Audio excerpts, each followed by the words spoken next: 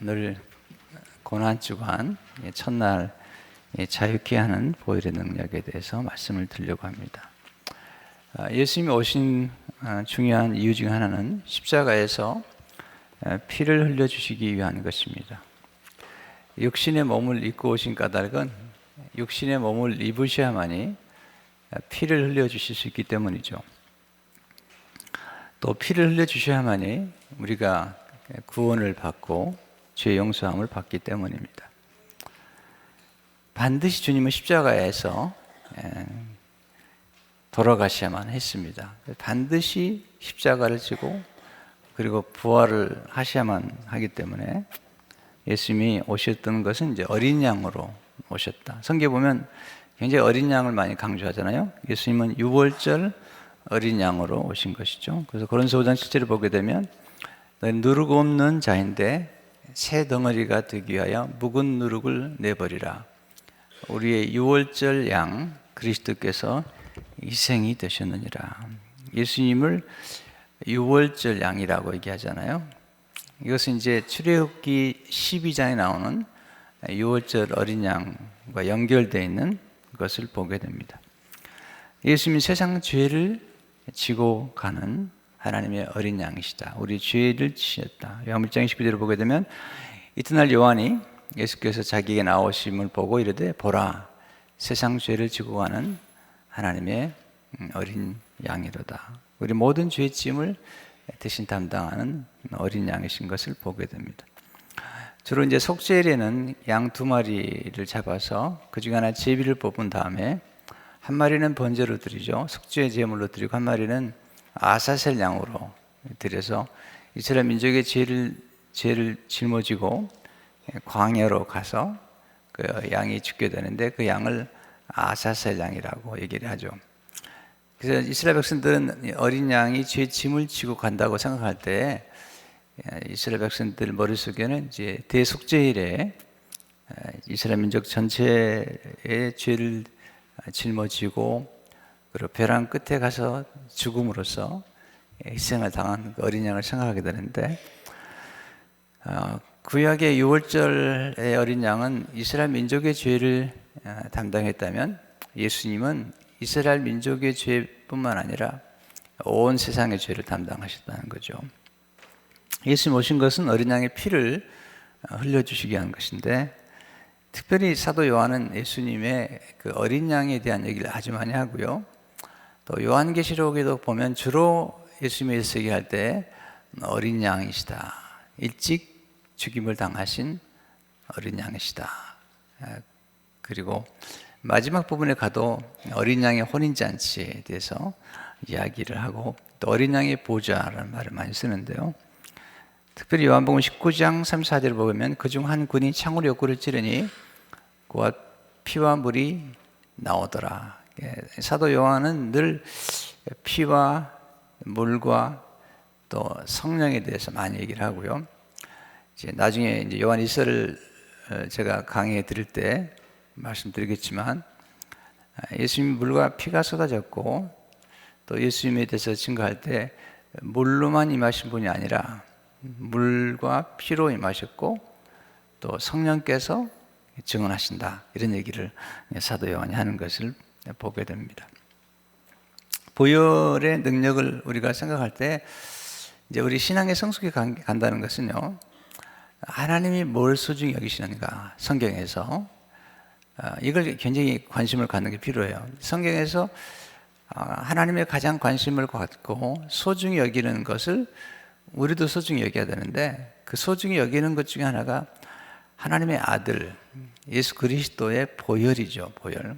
그래서 보통 피라고 하지 않고 보배로운 피, 그래서 보혈이라고 얘기하고 있고요.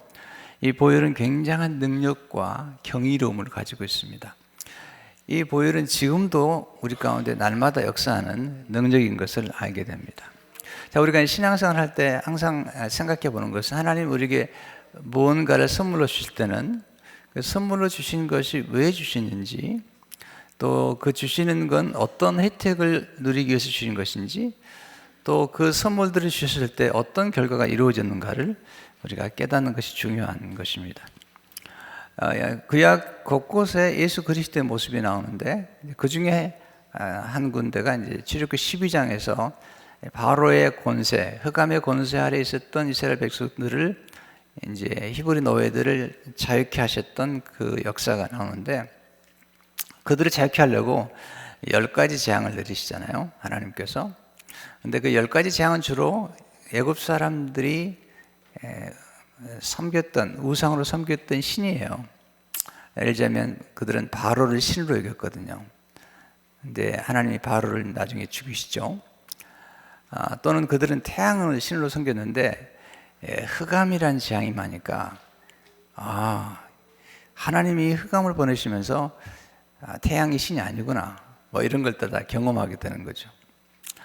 그래서 10가지 재앙이 모두 다 그 당시에 애굽 사람들이 섬겼던 신이거든요. 근데 그 재앙들을 하나님께서 하나하나 내리시면서 하나님이 얼마나 놀라우신지를 이제 보여주고, 맨 마지막에 그들을 자유케 하는 가장 중요한 역사로 어린 양의 피를 흘리게 하신 것을 보게 됩니다. 6월절 어린 양의 피로 이스라엘 백성은 이제 자유케 된 것을 보게 됩니다. 우리는 자유를 논하기 전에 노예가 되는 게 얼마나 고통스러운가를 알아야 되죠. 이스라엘 백성들 히브리 노예로 살아갈 때 그들은 정말 절망 속에 살았던 거죠. 그들에게는 안식이 없었고, 그리고 오직 학대뿐이었고, 놀이도 없고, 희망도 없고, 또 교육도 받지 못했어요. 그리고 가장 고통스러운 것은 선택할 수 있는 그런 권리나 의지가 없다는 거죠. 완전한 노예 상태에 살아가는 거죠. 자유라는 것은 우리가 선택할 수 있다는 것도 하나의 중요한 자유거든요. 그들은 오직 노동뿐이었어요. 원래 하나님께서 노동이라는 것은, 일이나 노동은 고통스럽게 한 게 아니라 이 노동이나 일을 통해서 삶이 부욕해 하고, 그리고 우리에게 주신 재능 권사를 이 노동이나 일을 통해서 이렇게 행함으로써 진정한 즐거움과 또 의미를 누리도록 하나님이 올려주신 거예요. 노동은 저주가 아니에요. 에릭 프롬이 쓴 책에 보게 되면, 만약에 3일만 일하고 늘 쉰다면 영혼은 파괴되고 말 것이다, 그런 얘기를 했어요. 원래 인간은 6일 일하고 하루 쉬게 돼 있어요. 근데 지금 너무 많이 쉬려고 그러잖아요. 그래서 우리나라도 보면 6일째에서 5일째로 바뀌면서 교회는 점점 더 어려워지고 있죠. 예배를 더 잘 드리는 게 아니라 이제 점점 더 교회를 멀어져 가는 것을 보게 되죠. 신비롭죠. 그러니까 늘 쉬는 게 중요한 게 아니고 적절하게 일하는 것이 필요하죠. 그래서 일하면서 하나님 예배하는 게 필요한데, 그 당시 히브리 노예들에게는 하나님을 예배할 수 있는 시간을 주지 않았어요. 안식이 없었고 오직 노동만 있으니까 노동이 저주처럼 여겨지는 거죠. 원래 노동은 저주가 아니에요. 노동은 기쁨이고 또 삶의 보람을 경험하는 것들이기 때문에, 건강하려면 은퇴하신 후에도 일정하게 자원봉사하는 게 필요해요. 뭔가 내가 의미 있는 일을 하는 게 필요해요. 미국 사람들에게 배워야 돼요. 미국 사람들은 은퇴하는데 그냥 은퇴하지 않아요. 은퇴한 후에도 자원봉사를 하잖아요. 병원에 가보세요. 병원에 가보시면 아주 백발이 성성한 그런 어른들이 와서 자원봉사를 하거든요. 그냥 노는 것만이 일사가 아니잖아요. 뭔가 해야 되죠. 우리도 보면 이제 우리 어른들이 새벽에 나와서 기도하고, 이게 다 소중한 일들이에요. 근데 히브리 노예들의 문제는 뭐냐면 억압 중에 있었기 때문에 그들은 노동을 저주로 여길 수밖에 없었던 것을 보게 되죠. 두려움과 낙심과 절망, 오직 생각하는 게 먹는 것밖에 없잖아요. 뭐 쉬는 것도 쉬는 게 아니잖아요. 근데 이런 흑암의 권세 아래 있을 때에 스스로가 빠져나올 수 없어요. 누군가가 건져내 주셔야 되는 거죠. 여러분 그런 것 경험하지 않으세요? 인생 살다 보면 가끔은요, 웬만한 건 여러분 손으로 해결하다가 어떨 때는 도저히 안 되는 게 있어요. 누군가가 도와줘야 돼요. 상담도 필요하고 또 멘토링도 필요하고 코치도 필요하고 또 의사 선생님한테 찾아가야 되고 그래요. 도저히 스스로 해결이 안 될 때가 있어요. 사업도 딱 막힐 때가 있거든요. 막힐 때 물꼬를 열어줘야 되거든요. 그래서 한 단계 레벨업이 돼야 돼요. 그 단계를 올라갈 수 있어야 되는데 마치 대나무가 매듭을 짓고 올라가는 것처럼 매듭을 짓고 올라가는데 그게 매듭이 안 젖을 때가 있거든요. 그런 면에서 우리는 항상 두 가지가 다 균형을 이루어야 되는데 우리 내면에서 우리 스스로가 어떤 그 능력을 발휘할 때가 있지만 많은 경우에는 밖에서 건져내야 돼요. 밖에서 건져내주지 않으면 안 되거든요. 그런 면에서 이제 이스라엘 백성들을 구원하기 위해서 하나님이 개입을 하시죠. 그래서 모세를 보내시고 그리고 이제 어린 양을 통해서 그들을 자유케 하는 것을 보게 됩니다. 출애굽기 12장 5절에 7절을 보게 되면 너희 어린 양은 흠없고 일련된 수컷으로 하되 양이나 염소 중에서 취하고 이달 열나흘 날까지 간직하였다가 해질 때 이스라엘 회중이 그 양을 잡고 그 피를 양을 먹을 집 좌우 문설주와 임방에 바르고 양을 잡았어요. 근데 주로 가족 단위로 잡았는데 그 피를 문설주에 바르라고 얘기를 하고 있죠. 어린 양이 굉장히 중요하죠. 왜냐하면 이 어린 양이 중요한 까닭은 장차 오실 어린 양 예수 그리스도의 하나의 모형 그리고 그림자이기 때문에 중요한 것입니다. 이 어린 양은 이제 죽임을 당해야 되고요. 그 대신에 흠이 없어야 되고요. 그것도 어린 양이어야 돼요. 예수님께서 33살에 사실 십자가 들어가시잖아요. 어린 양이라는 거죠. 그리고 흠이 없어야 돼요. 흠이 있는 피는 죄를 속하지 못해요. 예수님이 오셔서 우리의 죄를 속할 수 있는 유일한 구원의 방주 통로가 되신 것은 죄는 죄 없는 분만이 구속할 수가 있는 거예요. 그러니까 예수님의 피는 죄 없는 피예요. 그래서 흠 없는 어린 양은 장차 오실 예수 그리스도는 죄를 알지도 못하신 분이 죄는 죄인을 구속할 수 없어요. 죄 없는 분만이 죄인들을 구속할 수가 있는데 어린 양 예수님이 오셔서 이제 죄 없으신 주님께서 죄 없는 깨끗한 피를 흘려주셨 것을 보게 되죠. 그러면 이 어린 양의 피가 6월절에서 흘려짐으로 어떤 일이 벌어졌는가? 이게 굉장히 중요해요. 이런 지식들은 우리 그리스도인들이 반드시 알아야 되고 반복해서 알아야 되고 또 더 중요한 것은 설명할 수가 있어야 돼. 설명할 수가. 그게 굉장히 중요한 거예요. 내가 설명할 수 없다면 아직 배운 게 아닌 거거든요. 그래서 다른 건 모르지만 이 예수님의 보혈에 관한 놀라운 은혜들과 이 어린 양에 관한 얘기들은 우리가 반드시 알아야 될 뿐만 아니라 이것은 영원한 유익과 영원한 혜택을 주기 때문에요. 어린 양의 피가 없으면 소망이 없어요. 예수님의 피가 없으면 소망이 없어요. 왜냐하면 예수님의 피가 없으면 죄의 문제가 해결되지 않아요. 죄의 문제가 해결되자면 우리는 온갖 저주와 심판과 정죄와 죽음과 이 모든 것 속에 살게 되어 있어요. 네. 여전히 흑암의 권세할 수밖에 없는 거예요. 근데 어린 양의 피로 이스라엘 백성들이 바오르라고 하는 흑암의 권세에서 나와서 가나안 땅으로 들어가게 되는데 이 어린 양의 피가 준 역사가 뭔가? 첫째로 어린 양의 피가 재앙으로부터 그들을 보호해 준 거죠. 10번째 재앙은 장자의 죽음이거든요. 짐승이든 사람이든 간에 첫 번째 난 것은 다 하나님이 심판하시겠다는 거죠. 왜냐하면 바로의 죄 때문에. 그런데 피가 묻어있는 집은, 피 아래에 있는 집은 이 재앙에서부터 보호를 받는 거죠. 피 아래에 있네. 찬송 많이 하잖아요. 여기 12장 13절을 보게 되면 내가 애굽 땅을 칠 때 그 피가 너희가 사는 집에 있어서 너희를 위하여 표적이 될지라. 내가 피를 볼 때 너희를 넘어가려니 재앙이 너희에게 내려 멸하지 아니하리라. 피를 보면 넘어간다는 걸 패스오버예요. 패스오버 하겠다는 거예요. 간과하겠다. 딱 한 가지예요. 피를 보면. 그러니까 피 아래에 있는 사람은 무조건 구원을 받는 거예요. 이거 잘 보셔야 돼요. 피 아래에 있는 사람이 설령 애굽 사람이라 할지라도 피 아래에 있는 사람은 구원을 받는 거예요. 그러니까 피 아래에 있다는 건 왜 중요하냐면 이것은 사람의 신분과 심지어는 그 사람이 무슨 죄를 졌든 상관이 없어요. 피 아래에 있으면 다 구원을 받고 피할이 없으면 심판을 받는 거군요. 그러니까 이게 예수 그리스도의 보혈이 나중에 이제 우리가 알겠지만 얼마나 우리에게 중요하냐면 그 피 아래에 있는 사람들은 모두가 구원을 받는 거예요. 두 번째, 어린 양의 피가 히브리 노예들을 이렇게 자유케 해줬다는 거죠.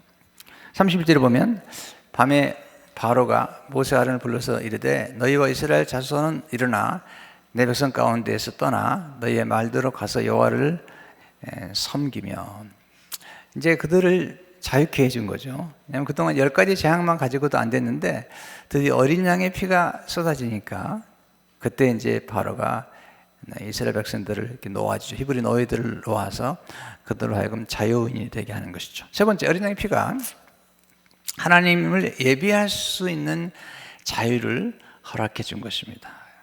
30절을 보시면 너희 말대로 가서 여호와를 섬기며, 섬긴다는 말이 worship이라는 단어예요. 하나님을 예배하며, 그런 뜻이죠.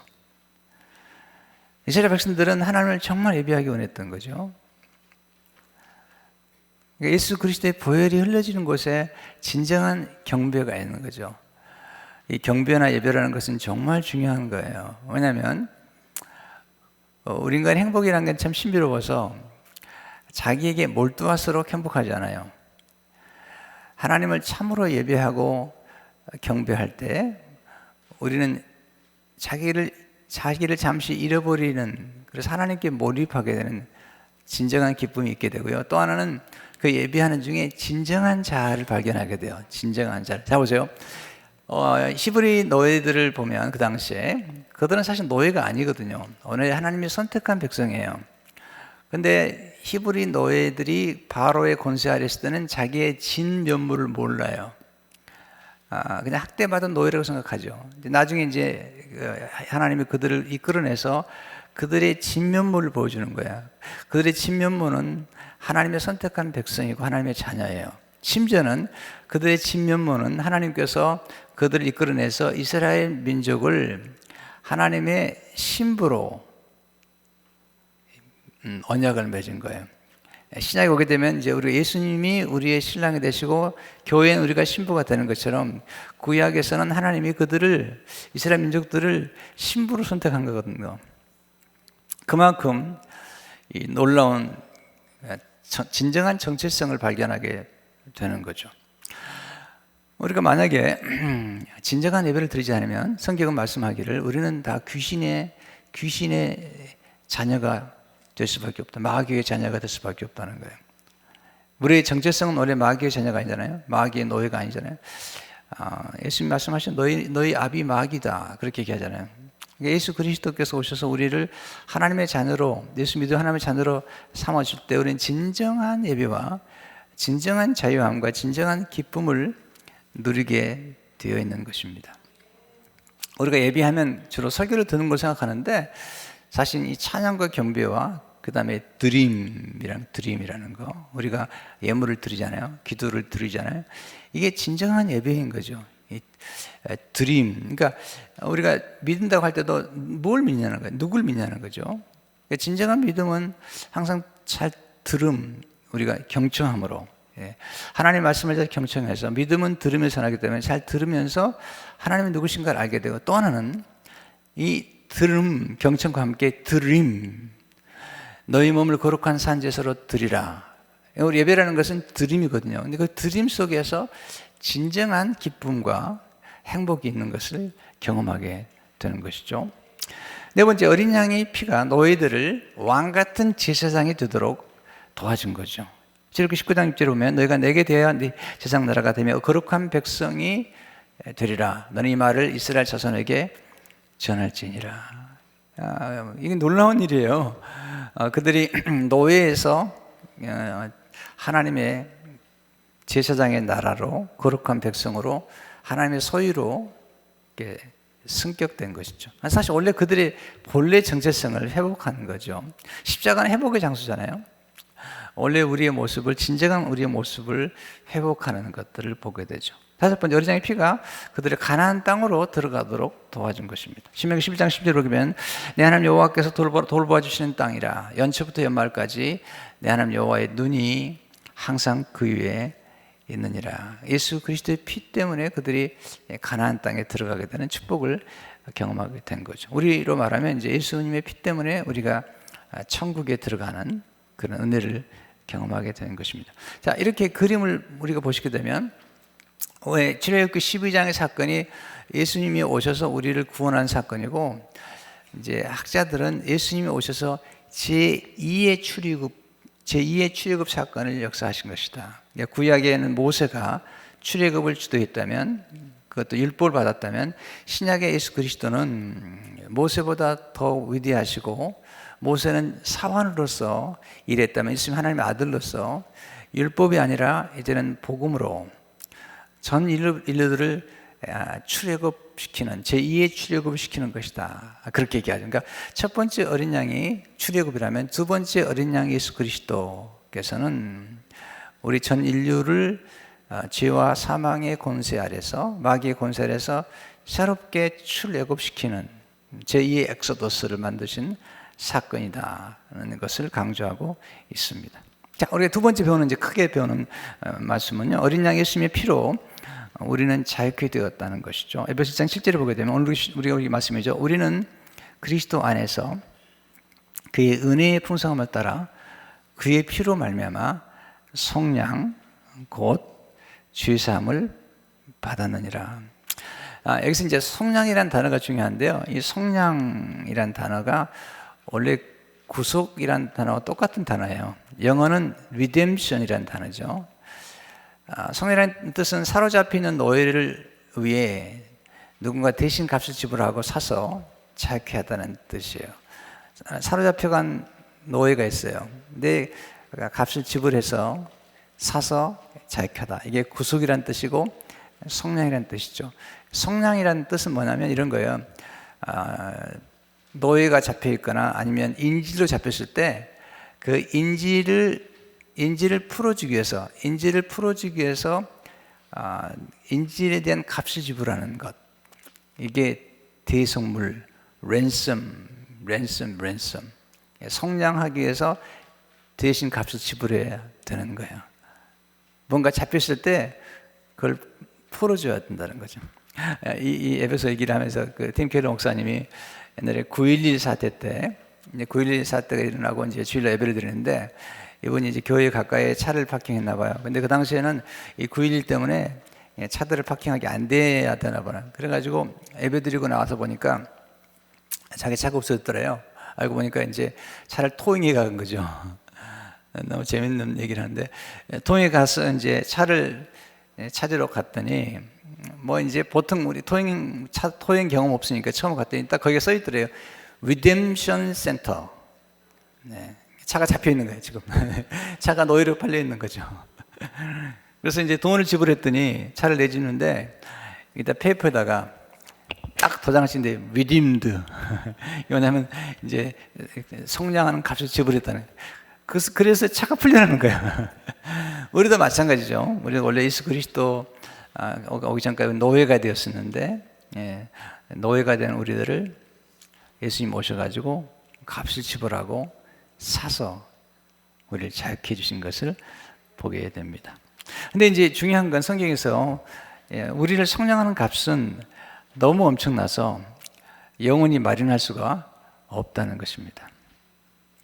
자, 시편 49편 8절을 보게 되면요, 그들의 생명을 속량하는 값이 너무 엄청나서 영원히 마련하지 못할 것입니다.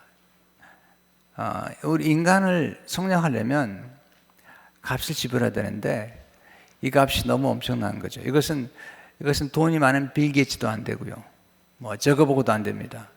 왜냐하면 한 영혼은, 이게 굉장히 중요한 원리인데요, 이걸 알아야 되는데요, 한 영혼은 천하보다 귀해요.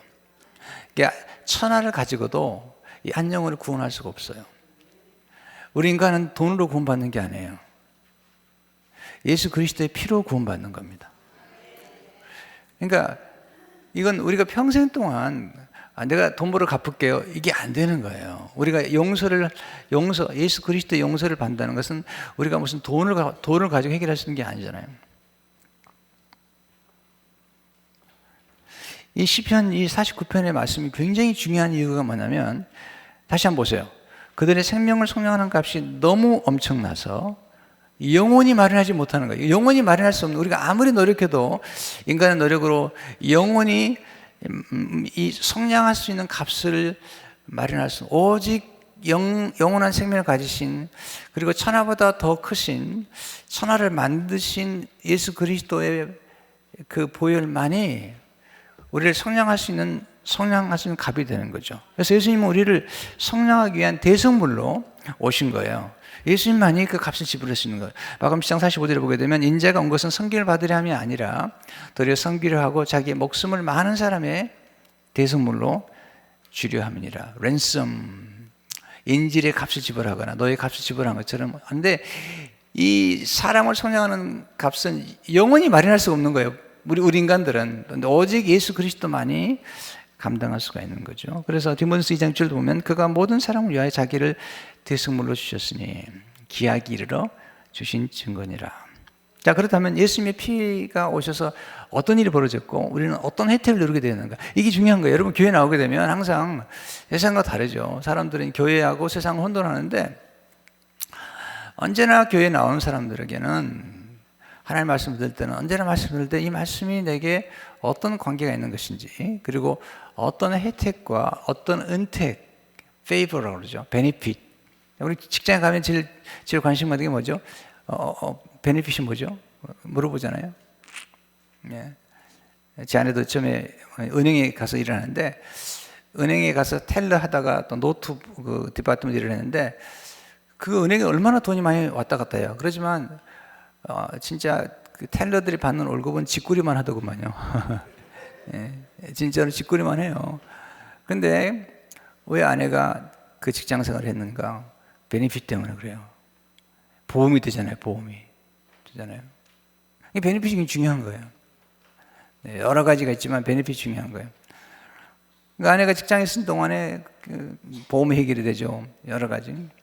베네핏이라는 게 중요한데, 우리가 이제 교회에 와서 예수 믿으면서 여러분들이 어떨 때는 그런 생각하죠. 근데 이렇게 헌금까지 해야 되나? 이렇게 와서 또 이렇게 아침에 우리 장로님들을 보니까 우리 뭐 밖에 나가서 그 고생하시면서 오늘 또 파킹약 정리하시고 그러시더라고요. 가끔 여러분이 본전 생각이 날 때가 있을 거예요. 본전 생각이. 근데 사실은요, 하나님이 우리를 위해서 베푸신 은혜와 여러분 교회 와서 말씀을 통해서 듣고 누릴 수 있는 혜택에 비하면 그건 아무것도 아닌 거예요. 이걸 깨닫는 게 은혜입니다. 할렐루야. 이걸 깨달아야지 교회 나오고 말씀 듣는 게, 이게 드라마 보는 것보다 재밌는 거예요. 네.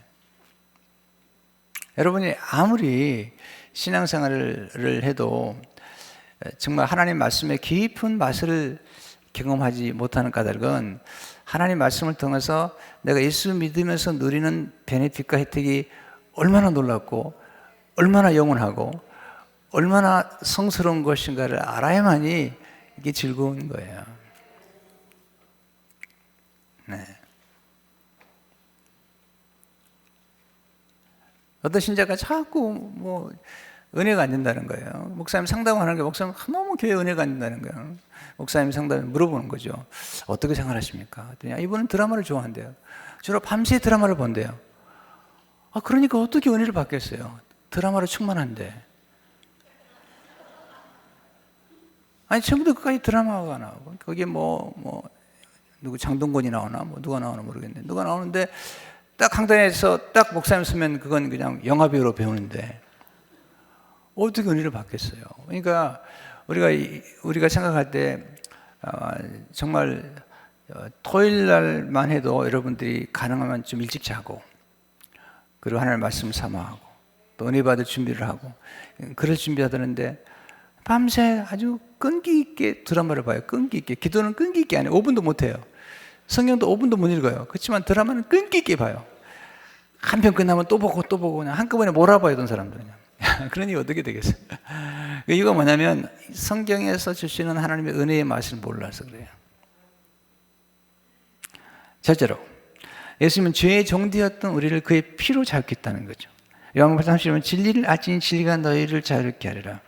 요한복음 8장 3절에 보면 예수 대답하시되 진실로 진실로 너희에게 이르노니 죄를 범하는 자마다 죄의 종이니라. 두 번째, 예수님은 죽음과 마귀의 종되었던 우리를 그의 피로 자유케 됐던 거죠. 이게 제일 중요한 거예요. 우린 다 죄의 종이 되잖아요. 네, 우리 인간은 탐욕스러워요. 탐욕스러워. 예, 탐욕 우상이라고 그러잖아요. 끝없이 욕심을 부리는 거예요. 네. 보세요. 성경 보시면요. 요즘 성적인 제가 그냥 문제가 많은데 성적인 죄에 대한 얘기보다도요. greed, 탐욕에 대한 얘기가 많이 나오는 거예요. 탐욕에 대한 얘기가. 왜냐하면 탐욕이 모든 걸 가져오는 거죠. 왜 성적인 문제가 되죠? 왜 남의 여자를 건드냐는 거예요. 부부 결혼했으면 부부 안에서 만족해야지. 돈도 왜 손을 대냐는 거야, 손을. 왜 손을 대냐는 거야, 돈도. 남의 걸 손대거나, 이게 이제 탐욕스러워서 그런 거잖아요. 어떤 분이 이번에 우리 전 대통령께서 지금 또 구치소에 가셨잖아요. 아니, 불편해요. 슬퍼요. 자꾸 이런 일이 반복된다는 것 자체가요. 슬픈데 어떤 분 그렇게 칼럼을 썼더라고요. 우리는 그분이 돈이 많기 때문에 그분이 대통령이 되시면 돈은 전혀 관심이 없을 줄 알았다. 근데 왜 그토록 많은 돈을 탐냈는지 이해가 되지 않는다. 우리는 그분이 돈이 많기 때문에 돈에 대한 관심이 없을 줄 알고 뽑아들였는데 왜 그토록 많은 돈들을 일일이 챙기셔야 되는가? 이런 얘기를 썼더라고요. 그분 좋아하는 분 있으면 용서하세요. 제가 그런 얘기 하는 게 아니라 내가 가슴 아파하는 것은 왜 우리는 그렇게 탐욕스러울 수밖에 없는 걸까? 이게 우리를 고통스럽게 만들어가죠. 모든 죄 속에는 욕심이 있는 거죠. 욕심이 잉태한 즉 죄를 낳고 죄가 장성한 즉 사망을 낳느니라. 근데 마귀가요 항상 우리의 죄를 타고 역사하는 거죠. 죄를 타고 역사하기 때문에 이 죄 문제가 해결되지 않으면 끝없이 마귀의 공격을 받을 수밖에 없는 거잖아요. 히브리서 2장 14절 15절을 보게 되면 자녀들은 혈과 육에 속하였음에 그도 또한 같은 모양으로 혈과 육을 함께 지니심은 죽음을 통하여 죽음의 세력을 잡은 자 곧 마귀를 멸하시며 또 죽기를 무수함으로 한평생 메어 죽노릇 하는 모든 자들을 놓아주려 하심이라. 마귀를 멸하시며 죽기를 무서워서 늘 너를 사랑하는 사람들에게 놓아주려 하렵니다. 죽음과 마귀의 종, 죄의 종으로부터 우리를 자유케 하시는데 그것은 예수의 피밖에 없어요. 세 번째, 예수님은 하나님의 진노에서 우리를 그의 피로 자유케 하신 거죠. 하나님의 진노가 얼마나 무서운데요. 근데 하나님이 그 진노에서 하나님이 우리를 완전히 자유케 하시는 것은 뭐냐면 예수님 피로 우리를 진노하시려 했는데 예수님 피를 보시고 하나님 만족했다는 거예요. 원래 화목이란 단어나 또는 이게 뭐냐면 만족이라는 건데 하나님이 원래 죄를 보면 진노하셔야 되는데 그 진노하셔야 되는데 예수 그리스도의 피를 보면 그 피를 통해서 값을 지불한 걸 충분히 만족시켰다는 거죠. 하나님의 마음을 풀어준 거예요. 그래서 로마서 5장 9절을 보게 되면 그러면 이제 우리가 그의 피로 말미암아 의롭다 하심을 받았으니 더 그로 말미암아 진노하심에서 구원을 받을 것이니. 네 번째, 예수님은 죄와 사망의 법에서 우리를 그의 피로 자유케 하셨다는 거죠. 로마서 8장 1절을 보게 되면 그러면 이제 그리스도 예수 안에 있는 자에게는 결코 정죄함이 없나니 이는 그리스도 예수 안에 있는 생명의 성의 법이 죄와 사망의 법에서 너를 해방하였습니다. 이 죄와 사망의 법 아래 있으면 우리는 고통스럽지만 예수 그리스도의 생명의 성의 법 때문에 예수 믿는 사람들의 육신은 죽어도 영은 죽지 않거든요.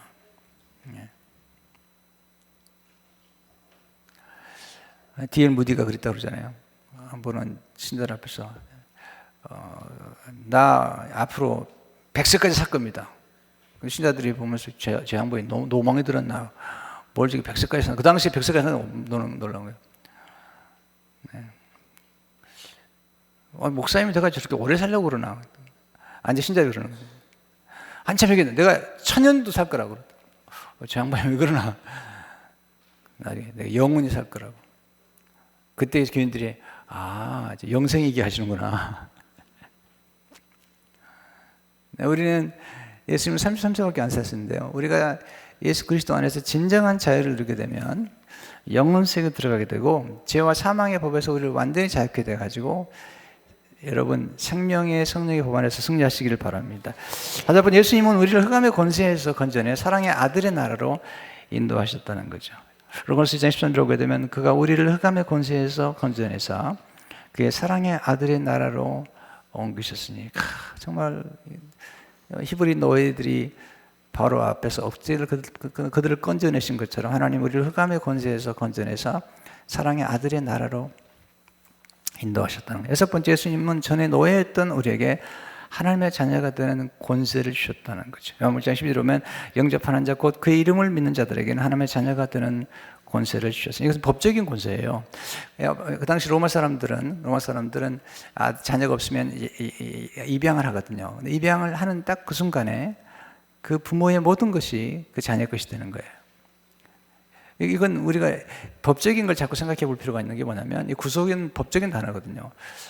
우리가 예수 그리스도 믿고 하나님 예수님과 우리가 신랑과 신부 사이가 되면 어제 설교한 것처럼 신랑이 가진 모든 것들이 신부의 것이 되고 신부가 가진 모든 것들이 신랑 것이 되는 것처럼 또한 우리가 하나님 아버지의 자녀가 되는 순간 하나님이 모든 소유가 우리의 것이 되고 그래서 하나님의 나라를 이업으로 받게 되는 거예요. 이 자녀 권세가 정말 놀라운 거예요. 왜냐하면 부모가 가진 모든 것들을 이업으로 받을 수 있는 그게 자녀 권세인 것처럼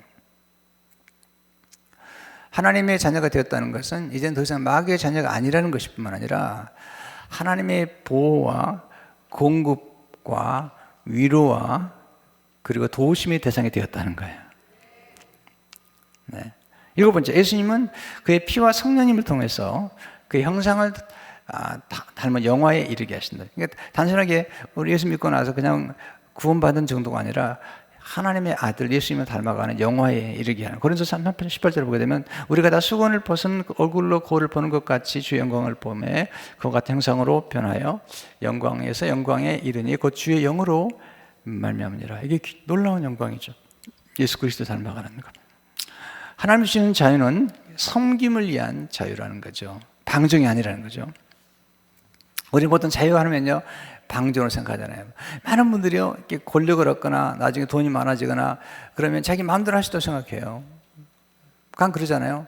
그래서 사람도 살 수 있고 죽일 수도 있고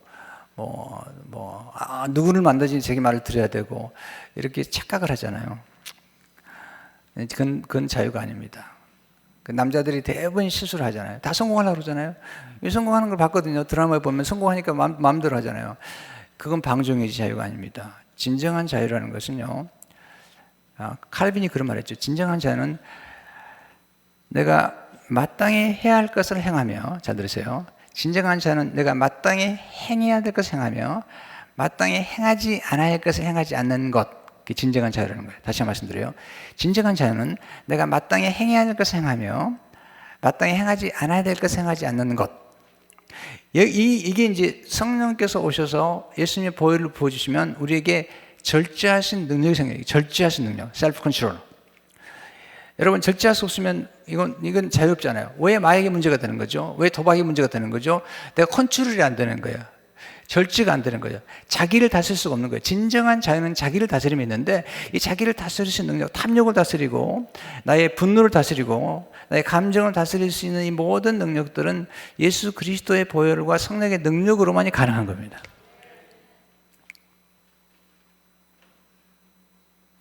그러니까 진정한 자유는 하나님을 예비하는 자유죠. 우리가 얼마나 자기를 예비합니까? 네, 얼마나 자기를 위해서 합니까? 그러나 하나님을 진정으로 예비하는 것. 그리고 거룩을 추구하는 자유. 세상의 쾌락이 아니라 거룩을 추구하는 자유. 하나님의 성품을 닮아가는 자유. 우리가 지금 재능 권세를 가지고 우리 자신을 위해서 하는 게 아니라 남을 위해서 하는 자유. 여러분 기억하셔야 됩니다. 모든 재능과 은사와 축복은 우리만을 위한 게 아니에요. 이건 청직입니다. 모든 재능과 은사와 축복은 사명이라는 거죠. 여러분 음악을 잘한다. 이건 얼마나 좋은 거예요. 그건 자기를 위한 게 아니에요. 다른 사람을 하나님을 예배할 뿐만 아니라 다른 사람을 엔터테인 해주는 거죠. 이게 좋은 거예요. 다른 사람을 즐겁게 해주고 행복하게 만들어주는 이건 예술이거든요. 이건 삶을 살아가는 데 산소 같은 거예요. 이거 없으면 우리는 즐거움이 필요한 거예요. 여러분 노숙자들에게도 꼭 돈만 필요한 게 아니에요. 그들에게도 예술이 필요한 거죠. 아름다움이라는 게 필요한 거죠. 네. 그러니까 우리가 진정한 자유를 누리는 것은 우리에게 준 재능 것을 가지고 다른 사람을 섬기는 거죠. 유익하게 만드는 거죠. 그럴 때 우리는 진정한 행복을 누리게 되는 거죠. 행복은 내가 행복을 추구한다고 되는 게 아니라 다른 사람을 행복하게 만드니까 거기서 진정한 행복이 있는 거죠.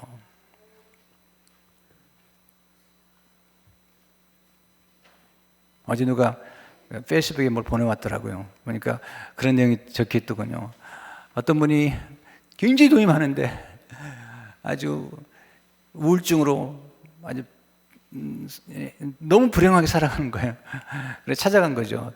그랬더니 마침 거기에 있는 상담자, 그분에서 일하는 청소하는 아줌마가 계신데 너무 행복한데 부르더래요. 그러면서 이분이 이렇게 돈이 많은데 이렇게 불행하다고 그러는데 이야기를 좀 해주라고. 뭐 다 기억 못 하겠는데요. 이분이 얘기해, 제 남편이 암으로 죽었습니다. 그리고 얼마 있다가 제 아들이 교통사고로 죽었습니다. 저는 자살하려고 했고 목숨을 끊으려고 했습니다. 근데 우연한 기회에 밖에서 불쌍한 사람을 만났는데 그게 전해졌던 쿠키 하나가 그를 그렇게 행복하게 만들어줬고, 또 그 다음부터 쿠키를 만들어가지고 이웃에 있는 또 암 투병하는 분에게 갖다 줬더니 그렇게 행복한 것을 보면서 나도 다른 사람을 행복하게 해줄 수 있다고 생각하는 중에 그렇게 작은 것 하나 쿠키 만들어서 나눠주는 했는데 그날을 행복하게 만들었고, 그리고 깨달은 것은 내가 행복하게 살려고 해서 행복한 게 아니라 다른 사람을 행복하게 만들어줌으로써 행복해진다는 걸 깨달았다는 거예요. 그러면서 그날 이후로는 하루에 한 번씩이라도 다른 사람을 행복하게 해주려고 하다 보니까 행복해졌다고. 네. 락펠러가요, 죽을 병에 걸렸어요. 진짜로 죽을 병에 걸렸어요. 소망이 없는 거예요. 의사도 발견을 못 하는 거예요. 병원에 있는데 하루는 병원에 어떤 엄마하고 딸이 있는 거예요. 엄마가 사정을 하는 겁니다. 딸 좀 수술해 달라고. 안 된다고. 병원비를 가져오지 않으면 입원도 안 된다고. 그걸 지켜보던 라필러가 뒤에서 자기 일하는 분에게 가서 내 이름을 얘기하지 말고 병원비를 대주라고. 병원비를 대줬습니다. 근데 절대 이름을 바뀌지 말라고. 은밀한 중에. 진짜로 이름 바뀌지 않았습니다. 나중에 이제 지켜봤습니다. 수술이 끝나고 건강 모습으로 나가는 모습을 보면서 락펠러가 너무 행복한 거야. 그래서 그때부터 이분은 그가 가진 재산들을 나누기 시작했어요. 그리고 그 당시에 90 몇 세까지 살았습니다. 그 당시 90 몇 세 사는 게 드물어요. 왜냐하면 행복이라는 것은 내가 뭔가를 취함으로 되는 게 아니라 다른 사람에게 주고 베풀면서 다른 사람이 행복하게 한 걸 보면서 행복한. 예수님이 십자가에서 돌아가신 다음에 앞에 있는 즐거움을 보셨거든요. 그 즐거움은 뭐냐면 예수님이 십자가에 돌아가시고 고통을 받음으로 수많은 사람들이 구원을 받는 진정한 즐거움을 보신 거예요. 물론 우리가 받는 것도 기쁘지만 우리가 누군가를 줬을 때 그분이 얼마나 좋아하시겠어요. 네. 지난 토요일 날 연락이 왔어요. 제가 아는 목사님, 목사님 저희 교회가 개척할 때 우리 교회에서 의자를 도와드렸어요. 뉴욕 식구들이 썼던 의자를 창고에 뒀다가 제일 먼저 도움을 받은 게 변은강 목사님 도와드렸고, 2번에 걸쳐서 가져갔어요. 변은 목사님은 뻔뻔해요. 막 가져가. 그리고 이제 얼마 전에 허 목사님도 필요한 게 있으면 가져가시고, 그 다음에 강영수 목사님이라고 계시는데 그분도 우리가 도와드렸어요. 우리 그 당시 정광 장로님이 땀을 뻘뻘 흘리면서 다 실어드렸어요. 이분이 이제 자랑을 했는지 최근에 로스알미토스 쪽에 교회를 개척하는데, 네, 스몰 컵 커뮤니티 처치, 작은 컵 커뮤니티 처치라는 교회인데 연락이 왔어요. 목사님, 의자 80개가 필요합니다. 근데 지금 저희가 건축비를 전락하려고 이제는 더 이상 의자들을 더 이상 내보내지 않고 교육부 쓰려고 다 이제 해놓은 거예요. 그래서 제가 이제 토요일 날 목사님한테 연락을 했어요. 목사님, 의자 달라고 그러는데 어떻게 하면 좋죠? 그랬더니 목사님 이제 더 이상 안 되기로 결정한 건데요. 나는 목사님 얘기를 잘 들어야 되거든요. 안 들으면 혼나기 때문에. 아, 그러냐고. 근데 토요일 날 밤이 됐는데 너무 마음이 괴로운 거야. 교회를 개척한다는데, 내가 개척해봐서 알자거든요. 교회를 개척한다는데 의자가 필요하다는데 우리는 사면 되지. 네. 의자가 아무리 좋아도 사면 되지. 마음이 부담이 됐어요. 고민이 됐어요. 네. 아침 일어났는데 또 고민이 되는 거예요. 그래서 우리 장로님께 연락을 했어요. 우리 김차 장로님에게 우리 이거 줍시다. 우리는 사면 되지. 그래도 부장교회인데 거기는 교회가 너무 어려워가지고 의자가 달라는데 의자가 좀 좋아요. 나쁜 의자가 아니에요. 정말 좋은 의자예요. 네. 장로님께 연락을 했더니 장로님도 우리 그렇게 합시다. 그래서 연락을 드릴 때 너무너무 좋아하시는 거예요. 너무너무 좋아하시는 거예요.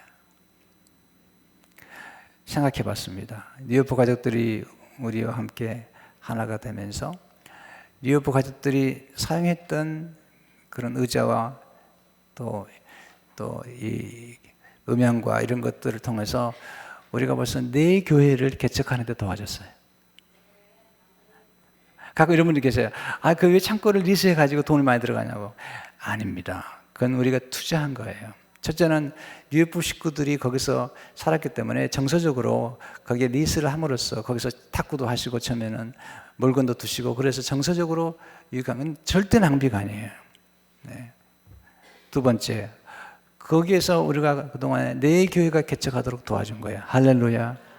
이건 우리가 살아갈 때요, 꼭 돈만 세이빙하는 생각할 때 그게 아닙니다. 우리 인생을 전략적으로 살아야 되는 거죠. 그런 면에서 너무나 소중한 일을 했는데 어제 연락을 드릴 때 너무 좋아하시는 거예요. 목사님 두 분이 소개했던 분도 좋아하시고 그분도 좋아하시고 목사님 너무 고맙다고.